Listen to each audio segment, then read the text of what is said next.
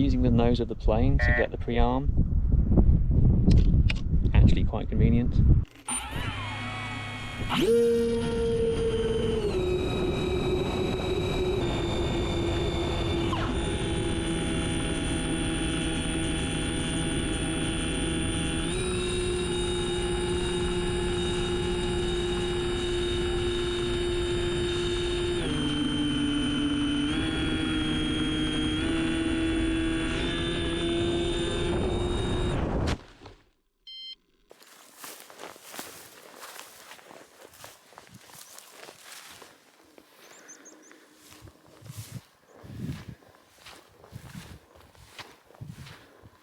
Doesn't actually look too bad, but I think we are going home because I don't see how I can fix a dodgy motor mount with what I've got here in the field.